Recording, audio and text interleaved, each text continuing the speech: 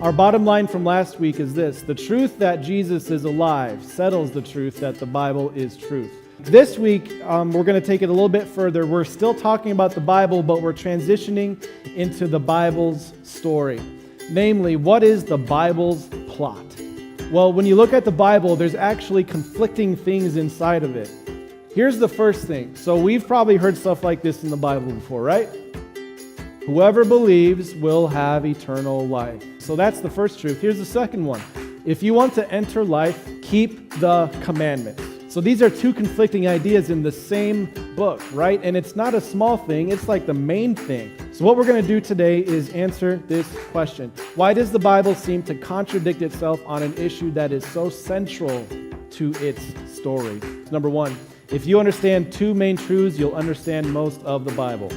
Just then, a man came up to Jesus and asked, "Hey, teacher, what good thing must I do to enter eternal life?" So this is like me going up to Arnold Schwarzenegger and saying, "Hey, Arnie, can you give me some tips? How do I enter and win a professional bodybuilding contest?" Now, what would Arnold do with me? If he's going to be honest and open, he'd say, "Okay, Matthew, here's what you do." He would sit down with me and he would come up with a list that's really long. Is Pastor Matt going to win any bodybuilding competitions? Not even close. Now that's what it was like for this guy. He was walking up to Jesus and he said, "Hey, what must I do to win eternal life?" And Jesus said, "Okay, if you want to go there, this is what it takes. Keep the commandments." Verse 18. "Well, which ones?" he inquired. He's like, "There's a lot of them." And he's like, "This is going to take forever. I'm just going to summarize all of them with this. Love your neighbor as yourself." This is basically Jesus saying, if you really want to go there and try to win eternal life, this is what you got to do. Keep every single command. So that was Jesus' honest answer. Was he telling the truth? Sure, as much as Arnold would be telling me the truth if I asked him how to win a bodybuilding competition. It was the same with this man. Jesus was very honest. He gave him the list of what to do. It just was not within his capacity to do it. Everyone has gotten the same commandments from God, and everyone, regardless of how hard they tried, all have fallen short. God says, if you want to be with me in eternal life, you can't bring with you sin. You can't bring wickedness. You have to be holy. And what holiness is described in his commandments. So the law explains what we should and shouldn't do in order to be holy before God. It's an impossible thing for us to do. If you want to get to heaven, there's two ways to do it. The one way is on your own.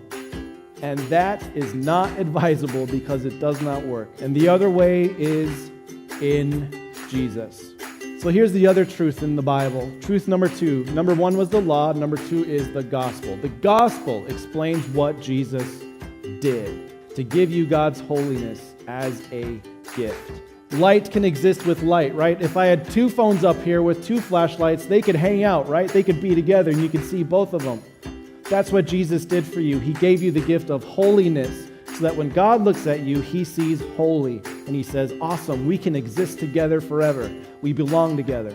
God, when I look at your righteous laws, I'm struck to the heart. I'm afflicted. But my comfort is not in your law. My comfort is in your love. You see, we're not bound to the law. God has set us free from that. He says, I'm going to keep the commands for you. I'm going to give you the gift of holiness. But now when we look at the law, we see the wisdom of a loving creator who knows the best way through life. Number one, God's law shows us what we have to do, but we can't.